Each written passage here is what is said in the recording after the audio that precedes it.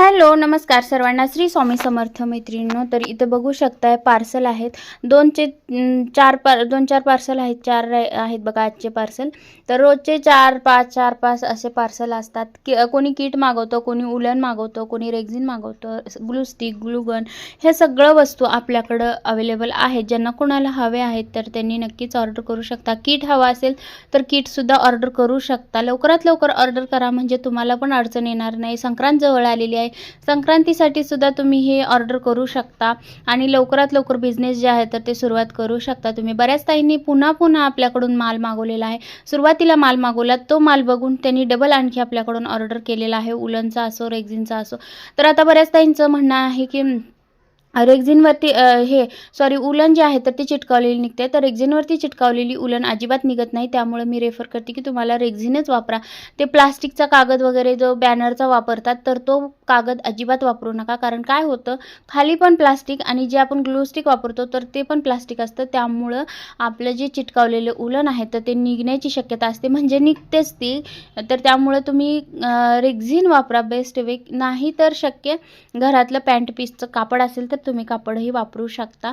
त्यानंतर बघा एका ताईंना कार्बन हवं होतं तर ते कार्बनसुद्धा मी देते. इथं मी माझ्यासाठी आणलं होतं एकदमच पूर्ण 100चं पॅकेट होतं तर त्यातूनच देते. बऱ्याच ताईंना बाहेर जाण्याची वगैरे परवानगी नसते किंवा वेळ पण मिळत नसतो बऱ्याच ताईंना. तर त्यावेळेला असं घरात बसून थोडंफार साहित्य भेटलं तर काही कामाला आपल्याला काम होतं वेळेमध्ये. तर हे बघा मी इथे पॅक करून घेतलेला आहे.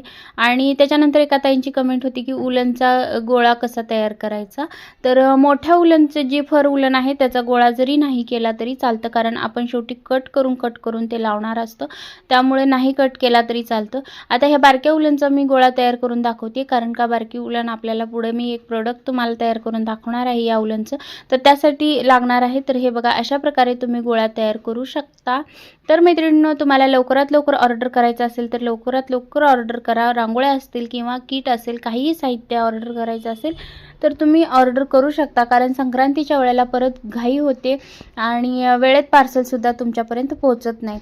त्यामुळे लवकर ऑर्डर करा आणि लवकर जे आहे तर ते आपल्या बिझनेसला सुरुवात करा. आता बघा मी इथे हा जो आहे तर तो उलनचा गोळा तयार करून घेते.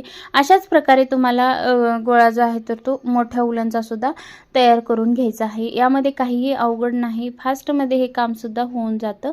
पण मोठ्या उलनचा जो गोळा आहे तर तो नाही केला तरी चालतो, कारण आपण शेवटी तो कट करूनच आपण वापरत असतो रांगोळ्या करत असताना. पण या उलनचा जो गोळा आहे तर तो करावाच लागतो. तर मैत्रिणींनो, संक्रांतीसाठी आणखीन मी पुढे प्रोडक्ट दाखवणार आहे. ते जर तुम्हाला